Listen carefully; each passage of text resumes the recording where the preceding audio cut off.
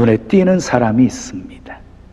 그 중에서도 눈에 거슬리는 사람이 있고 눈에 드는 사람이 있습니다. 눈에 거슬리는 사람은 책망을 듣고 눈에 드는 사람은 칭찬을 듣습니다. 눈에 거슬리는 사람은 낮춤을 당하고 눈에 드는 사람은 높임을 받습니다. 제가 강단에서 이렇게 보면서 눈에 띄는 사람이 있습니다.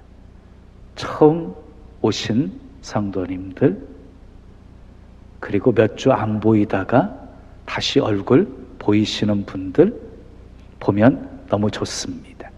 그리고 제 눈에 드는 사람이 있습니다. 말씀을 사모하며 반짝이는 눈으로 저를 주시하는 분들, 말씀을 들으면서 아멘 잘하시는 분들, 그리고 은혜를 받아가지고 눈시울을 붉히시는 분들, 기도할 때 눈물을 흘리며 진심으로 기도하시는 분들이 제 눈에 듭니다. 성경은 하나님의 눈에 띈 사람들을 소개하고 있어요. 그런데 하나님의 눈에 거슬린 사람들은 화를 당했고 하나님의 눈에 든 사람들은 복을 받고 쓰임 받았습니다. 아벨을 죽인 가인, 모세를 반역한 고라 일당, 바친 물건에 손대었던 아간, 하나님의 말씀을 버린 사울 왕, 성령을 속인 아나니와 삽비라, 주님의 눈에 다 거슬리는 사람이었어요. 그래서 화를 당합니다. 그러나 반면에 노아, 아브라함, 이삭, 야곱, 요셉, 모세, 여호수아, 다윗, 이런 사람들은 모두 주님의 눈에 드는 사람들이었습니다. 그래서 복을 받고 쓰임 받았습니다. 오늘 본문으로 들어갑니다. 예루살렘 성전 앞에는 여인의 뜰이 있었어요. 예루살렘 성전 앞에 뭐가 있었다고요? 여인의 뜰이 있었어요. 근데 그 여인의 뜰에는 13개의 헌금함이 놓여져 있었어요. 13개의 헌금함이, 그 모양이 나팔과 같아서 나팔괴라고 부르기도 했어요. 그런데 헌금마다 헌금이 쓰여지는 용도가 적혀 있었다고 합니다. 13개 중에 9개는 제사의 종류에 따라서 제물을 구별하는 헌금함이었고, 또 나머지 4개는 용도에 따라서 구분이 되어졌는데, 성전 건축을 위한 헌금함, 성전 보수를 위한 헌금함, 그리고 구제를 위한 헌금함, 그리고 나머지 1개는 목적이 없는 자유 헌금함이 있었다고 합니다. 수많은 사람들이 헌금함에 헌금을 넣고 있었습니다. 예수님이요, 그 헌금함 옆에 앉으셔서 헌금하는 모습을 지켜보셨습니다. 오늘 본문 41절 함께 읽어요. 시작. 예수께서 헌금함을 대하여 앉으사 무리가 어떻게 헌금함에 돈 넣는가를 보실세 여러 부자는 많이 넣는데 그랬어요. 우리가 여기서 주목해야 될 2가지 동사가 나와요. 앉다, 보다 라고 하는 동사예요. 여러분, 예수님은요 의도적으로 자리를 딱 잡으시고 앉으셨다는 거예요. 왜 그렇게 하셨습니까? 헌금하는 모습을 보시기 위해서였습니다. 여러분 기억하세요. 하나님은요 눈에 보여지는 것만 보지 않으세요. 겉모습만, 형식적인 것만 보고 판단하지 않으세요. 중심을 보시는 하나님이세요. 그래서 헌금함 옆에서 보시면서요 사람들이 헌금하는 이유를 보셨을 것이고, 목적이 무엇인지를 보셨을 것이고, 그들의 마음이 어떠한지를 보셨을 거예요. 다 보고 계시는 우리 예수님을 우리도 늘 의식하며 살아야 합니다. 자, 헌금함에 돈 넣는 사람들 중에는 부자들이 있었어요. 부자들은 많이 넣었어요. 당시에 돈은요 다 동전으로 돼 있었거든요. 그래서 헌금하는 소리가 들렸어요. 헌금을 넣으면 떨어지는 소리가 들렸어요. 근데 수많은 무리들 가운데서 예수님의 눈에 드는 사람이 있었습니다. 헌금을 많이 드린 부자가 아니었어요. 가난한 과부였어요. 당시 팔레스타인 땅은요 전쟁과 재난이 많이 있어서 고아와 과부가 많았어요. 고아와 과부는 사회적으로 약자였고 형편도 어려웠고 천대받는 사람이었어요. 당연히 생계를 꾸려가는 것도 힘든 사람들이었어요. 그런데 여인이요 2렙돈 헌금을 드린 거예요. 한 고드란트를 드린 거예요. 여러분, 렙돈이라고 하는 돈은요 팔레스타인 땅에서 통용되는 화폐 단위로서 가장 작은 단위의 화폐가 렙돈이었어요. 자, 한 사람의 노동자의 품삯을 가리켜서 우리는 한 데나리온이라고 그러잖아요. 한 데나리온 노동자 품삯. 그런데 렙돈은 한 데나리온의 128분의 1 정도밖에 되지 않는 작은 화폐였어요. 그러니까 2렙돈을 여인이 드렸으니까 어때요? 64분의 1 데나리온 이었던 거지요. 제가요 계산기를 쳐봤어요. 노동자 하루 품삯을 그냥 10만 원으로 딱 계산했을 때 64로 나누었더니요 1562원 1562원 이게 2렙돈의 가치였어요. 부자에 비해서는요 아주 작은 헌금이었어요. 근데 예수님은 그 여인의 헌금을 어떻게 평가하셨습니까? 43절 말씀 우리 함께 읽어요. 시작. 예수께서 제자들을 불러다가 이르시되 내가 진실로 너희에게 이르노니 이 가난한 과부는 헌금함에 넣는 모든 사람보다 많이 넣었도다 그랬어요. 가난한 과부의 헌금이 누구의 헌금보다 가장 많이 넣은 헌금이라고 칭찬하고 계십니다. 성경은 과부의 이름조차 얘기하고 있지를 않아요. 그런데요 예수님이 주목하시는 순간부터 이 여인은 더 이상 무명의 여인이 아니라 아주 특별한 여인이 되었습니다. 여러분 아십니까? 예수님이 복음서에서 하신 비유가 있잖아요. 많은 비유가 있는데 절반 이상이 돈에 관한 비유입니다. 그러니까 신앙생활에 있어서 돈은요 굉장히 밀접한 관계가 있는 것을 알 수가 있는 것이지요. 예수님께서도 친히 이렇게 말씀하셨어요. 하나님의 것은 하나님에게, 가이사의 것은 가이사에게 바쳐라. 물질이 있는 곳에 내 마음도 있느니라 하고 분명히 말씀하셨어요. 그래서 예배에 헌금하는 시간이 있는 것입니다. 시편 94편 9절에 귀를 지으신 이가 듣지 아니하시랴, 눈을 만드신 이가 보지 아니하시랴 하는 말씀이 있어요. 하나님께서는요 우리가 말하는 것 다 듣고 계시고 행동하는 것 다 보고 계시는 분이십니다. 다윗은 목동이었지만 주님의 눈에 들어서 이스라엘 왕이 되었습니다. 다니엘과 사드락과 메삭과 아벳느고도 주님의 눈에 들어서 바벨론 도에서 높임을 받았습니다. 한결같이 주님의 눈에 든 사람들은 다른 것이 있었습니다. 무엇이 달랐습니까? 첫째 따라하겠습니다. 믿음이 달랐습니다. 본문 44절 말씀 함께 읽어요. 시작.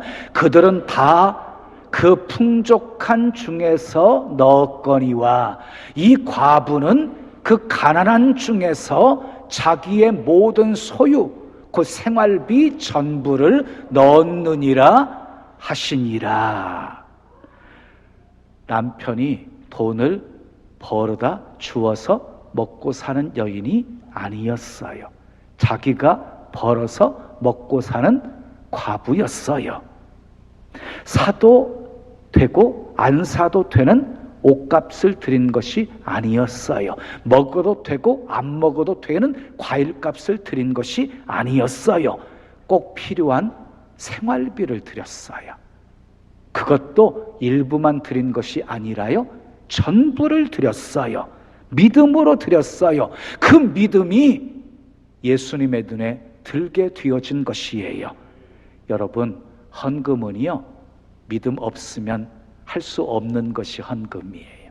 믿음의 분량만큼 할 수 있는 것이거든요. 여러분의 믿음의 분량만큼 헌금하시면 돼요. 자, 중풍병자를 들것에 메어온 네 사람의 믿음도 달랐어요. 지붕 위로 올라가지요. 지붕을 뜯어요. 그리고 침상을 예수님 발 아래 내려요. 그들의 믿음 보시고 예수님이 중풍병자를 고쳐주셨어요. 하인이 병들어 죽게 되었을 때 예수님을 찾아왔던 백부장의 믿음도 달랐어요. 주여, 내 집에 들어오심을 내가 감당치 못하겠사오니 말씀만 하옵소서. 그리하면 내 하인이 낫겠나이다. 말씀의 능력을 믿는 믿음이었어요. 수로보니 여인의 믿음도 달랐어요. 올소이다마는 개들도 주인의 상에서 떨어지는 부스러기를 먹나이다. 12의 혈루증을 앓던 여인도 달랐어요. 예수님의 옷자락만 만져도 나을 것이라고 하는 믿음이 있었어요. 여러분, 이처럼 믿음의 사람은요, 하나님의 주목을 받게 되어집니다. 히브리서 11장 6절은 믿음이 없이는 하나님을 기쁘시게 할 수 없다고 말씀하셨고요, 하나님께 나아가는 자는 반드시 그가 계신 것과 그를 찾는 자들에게 상 주시는 이심을 믿어야 한다고 말씀하고 있습니다. 예수님이 또 이렇게 말씀하셨어요. 요한복음 11장 40절에 내가 믿으면 하나님의 영광을 보리라. 마가복음 11장 24절에서도 말씀하셨어요. 기도하고 구하는 것은 받은 줄로 믿으라. 그리하면 그대로 되리라. 믿음이 능력입니다. 두 번째 따라하겠어요. 동기가 달랐습니다. 헌금을 드리는 동기에는요, 두 가지가 있어요. 불순한 동기로 드리는 경우가 있고 순수한 동기로 드리는 경우가 있어요. 불순한 동기로 드리는 경우에는요, 사람을 의식하면서 드리는 거예요. 과시하기 위해서 드리는 거예요. 근데 순수한 마음으로 드리는 헌금은요, 믿음으로 드리고, 아멘, 감사하여 드리고, 순종하기 위해 드리고, 하나님의 뜻을 이루기 위해 드리는 것입니다. 본문에 나오는 여인은 비록 비천한 가운데 살고 있었지만 감사하는 마음만큼은 누구보다도 컸습니다. 두 렙돈은 지극히 작은 헌금이었지만 마음만큼은 엄청 컸습니다. 누가복음 7장에 이와 비슷한 한 여인의 이야기가 나와요. 죄 많은 한 여인이 예수님께 나와서 울면서 눈물로 예수님의 발을요, 머리카락으로 닦아요. 그리고 발에 입을 맞추어요. 그리고 향유 옥합을 깨트려서 부어드려요. 죄사함의 은총을 바라면서 회개하는 마음으로 자신이 드릴 수 있는 최선의 것을 드린 것이에요. 사랑이 동기였습니다. 믿음이 동기였습니다. 향유 옥합을 깨트려 부어드려도 전혀 아깝지 않을 만큼 주님을 사랑했습니다. 이렇게 감사와 사랑이 동기가 되어서 하나님께 드리는 사람들은요, 드리면서도 늘 부족함을 느끼면서 드려요. 하나님은 이런 마음을 기뻐하십니다. 나 같은 죄인을 구원하신 그 사랑에 감격하는 마음을 잃어버리면 그 사람은 이미 신앙에 병이 들기 시작한 것입니다. 부디 저와 여러분은 부족한 것이 많을지라도 감사와 사랑하는 마음만큼은 큰 사람이 되시기를 예수님의 이름으로 축원합니다. 세 번째 따라하겠어요. 희생이 달랐습니다. 하나님 앞에 예물을 드릴 때 빈손으로 나오지 않는 것은 유대인들의 전통이었어요.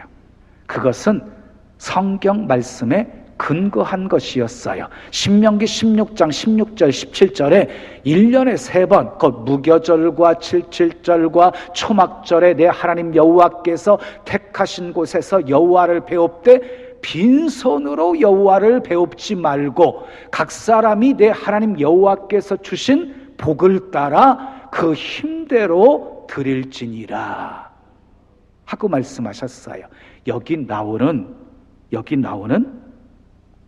절기가 있지요. 칠칠절, 초막절.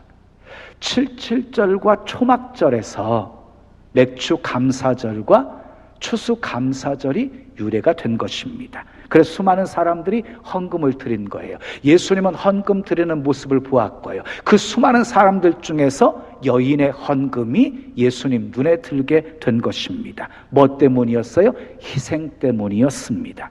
본문 43절 말씀 함께 읽어요. 시작.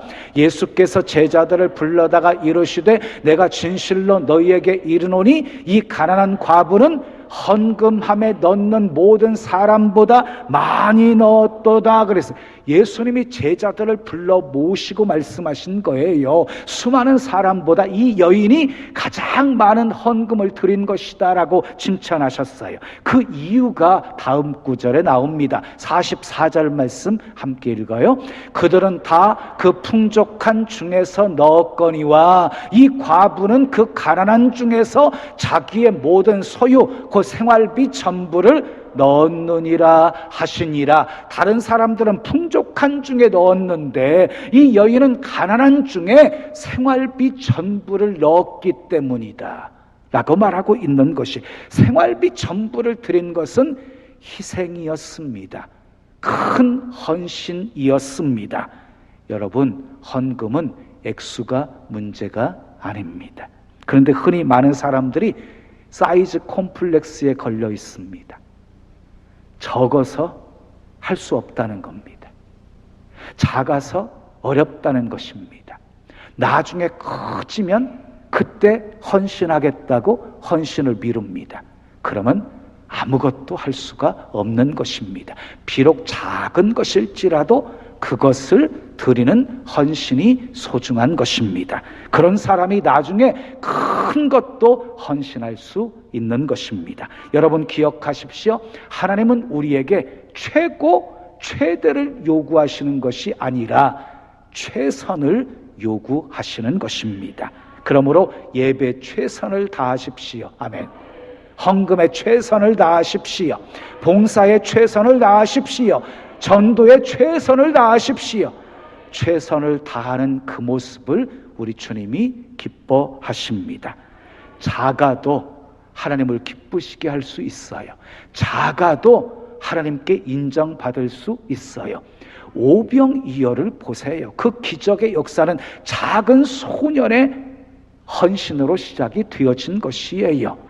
그러므로 헌금 액수가 적다고 부끄러워할 이유가 전혀 없는 것이지요. 정말 부끄러워해야 할 것은 최선을 다하지 못하는 모습을 부끄러워해야 하는 것이지요. 그리스도인의 희생은요, 일종의 씨 뿌림과 같은 거예요.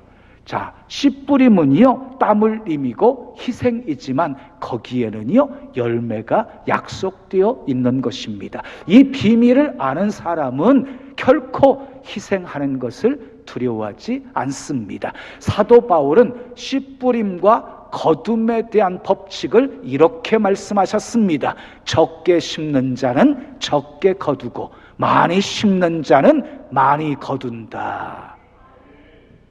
한경직 목사님 일학 가운데 이런 이야기가 전해져 내려오고 있습니다. 교회가 막 성장했을 때 교회 건축이 필요했어요. 어느 날 한경직 목사님이 광고를 했습니다. 내일 성전 기공 예배를 드립니다. 재산의 절반을 건축 헌금으로 바칠 수 있는 믿음의 사람만 모이십시오. 다음 날 봤더니요, 39명이 참석했습니다. 그들은 재산의 절반을 바쳐 성전을 건축했습니다. 30년이 지난 후 39명이 모두 한국 500대 재벌에 들어 있었다고 합니다. 사랑하는 여러분, 오늘 말씀을 오해하지 마십시오. 부자의 헌금은 안 기뻐하시고 가난한 자의 헌금만 기뻐하신다는 말씀이 아닙니다. 부자의 헌신은 위선적이고 가난한 자의 헌금만 진실하다고 말씀하고 있는 것이 아닙니다. 헌금에 있어서 중요한 것은 얼마가 되느냐 하는 것이 아니라 얼마나 자신의 전부를 담아서 드리느냐가 중요한 것입니다. 헌금은 자신을 하나님께 바치는 헌신의 표현이기 때문입니다. 하나님은 우리에게요, 부분이 아닌 전부를 원하시는 분이세요. 전부.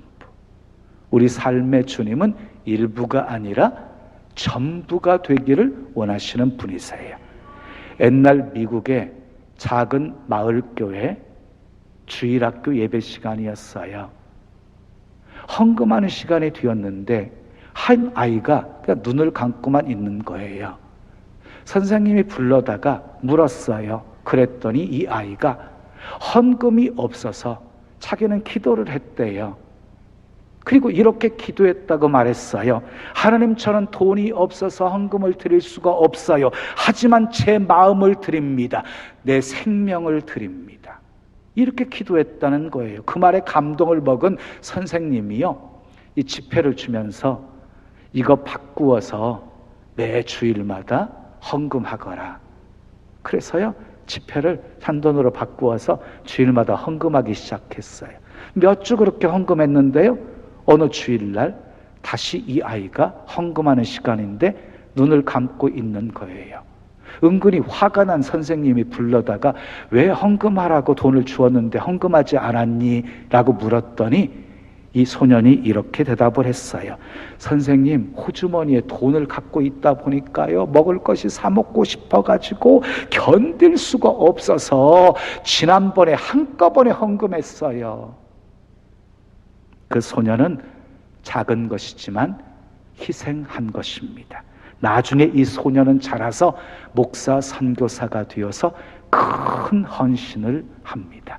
그가 바로 1885년 4월 최초 개신교 선교사로 입국한 언더우드 목사님입니다. 사랑하는 여러분, 믿음이 다르고 동기가 다르고 희생이 다르면 주님의 눈에 드는 사람이 될 수 있습니다. 주님의 눈에 드는 사람은 하나님이 인정하십니다. 하나님이 기뻐하십니다. 하나님이 축복하십니다. 하나님이 영광을 받으십니다. 주님의 눈에 드는 사람 다 되시기를 예수님의 이름으로 축원합니다. 다음 주일은 맥주 감사 주일로 지킵니다. 이스라엘 백성들이 광야 생활을 마치고 약속하신 가나안 땅에 들어가서 첫 농사를 지었고 그 수확의 열매를 가지고 기뻐하면서 감사와 영광을 하나님께 돌리면서 첫 열매를 드립니다. 이것이 맥주 감사절의 첫 모습입니다. 이스라엘 백성들이 애굽 생활에서 나오게 되어진 것도 하나님의 은혜였고, 광야 생활을 무난히 넘어간 것도 하나님의 은혜였고, 그리고 가나안 땅에 들어가게 된 것도 하나님의 은혜였고, 농사를 지어서 풍성한 수확의 열매를 거둔 것도 하나님의 은혜였습니다. 마찬가지로 우리가 지금까지 지내온 것도 하나님의 은혜였습니다. 한 해 절반인 6개월 동안 하나님이 함께 하시고 도와주시고 인도하신 그 은혜를 생각하면서 감사함으로 맥주절을 지키십시오. 감사절에 감사가 회복되시고, 아멘. 감사의 능력, 감사의 축복 체험하며 사시기를 예수님의 이름으로 축원합니다. 축원합니다.